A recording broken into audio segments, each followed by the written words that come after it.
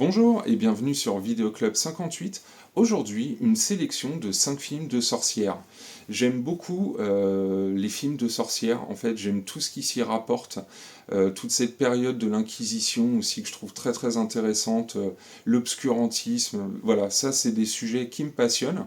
Et les films de sorcières en fait sont divers et variés, hein, ça dépend vraiment des publics ciblés. Donc du coup je vous propose une sélection de 5 films de sorcières. En premier film, je vais vous proposer La Marque du Diable. Alors La Marque du Diable, moi je l'ai découvert il y a très peu de temps. Film allemand de 1970, un film super. Là pour le coup, ça vous montre véritablement l'hérésie autour de la chasse aux sorcières. On va voir 3 cas différents dans ce film.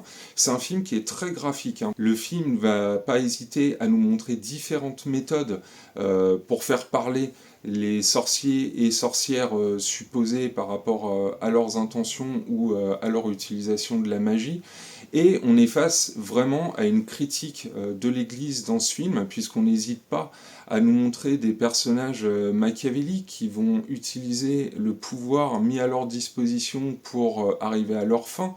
Vraiment un film très sombre. Vous avez des scènes de bûcher qui sont plutôt réussies également, et on s'attache vraiment beaucoup aux personnages visés dans ce film, hein, puisque on va nous montrer aussi différentes catégories sociales qui peuvent tomber justement sous le coup d'une accusation plus ou moins justifiée.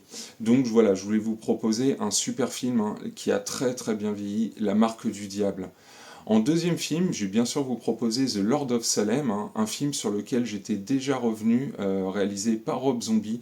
Donc là, effectivement, des premières séquences très marquantes avec des sorcières époque Moyen-Âge, et également le pouvoir qu'elles exercent sur une femme qui va être choisie pour mettre au monde l'Antéchrist.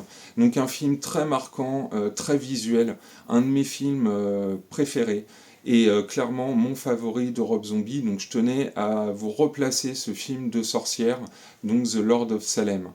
En troisième choix, je vous propose le cultissime The Craft, donc un film des années 90, hein, en pleine vague Scream, The Faculty, Souviens-toi l'été dernier, sauf que là, on nous propose donc un quatuor de filles qui s'intéressent très très fort à la sorcellerie et qui vont réussir à utiliser leur pouvoir en faisant des invocations. Bien sûr, le groupe de filles va finir par se disloquer jusqu'à devenir des ennemis.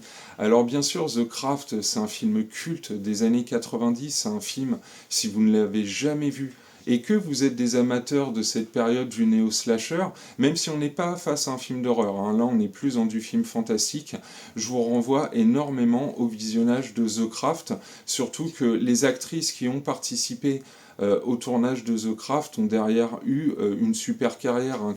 En quatrième film, Le Pacte de sang. Alors Le Pacte de sang, lui, c'est un film clairement oublié, tout simplement parce qu'il a eu une très mauvaise promotion.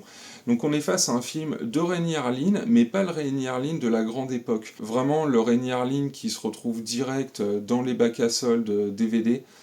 Donc un film totalement oublié, mais est-ce qu'il était mauvais? Le Pacte de sang nous parle d'une famille de sorciers et visuellement en fait ressemblerait un peu à un espèce de sous-Twilight.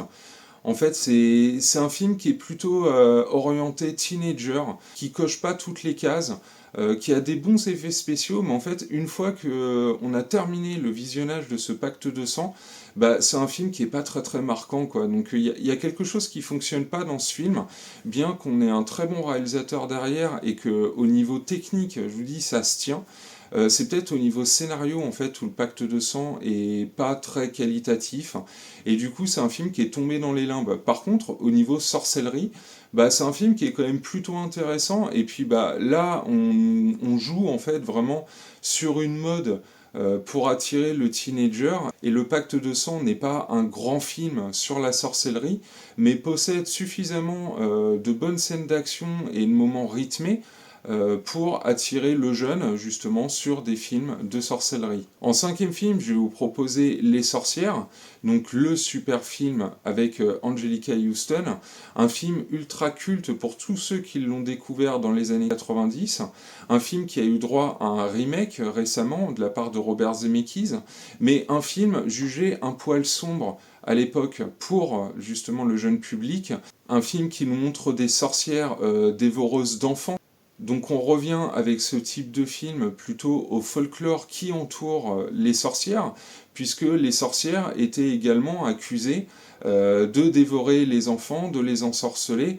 Il y a quelque chose par rapport à ça qui date voilà, de l'époque du Moyen Âge, et du coup les sorcières, le film, va jouer sur cette idée folklorique, et puis c'est très très réussi. Donc c'est un film qui va quand même pas mal alterner les séquences d'animatronique.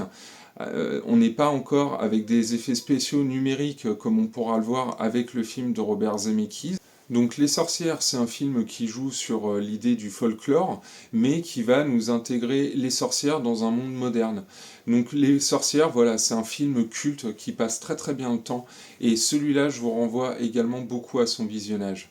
Voilà, je vous remercie beaucoup d'avoir suivi cette vidéo de sélection sur 5 films de sorcières, hein, je pourrais en faire d'autres, et je vous dis à très bientôt pour une nouvelle sélection.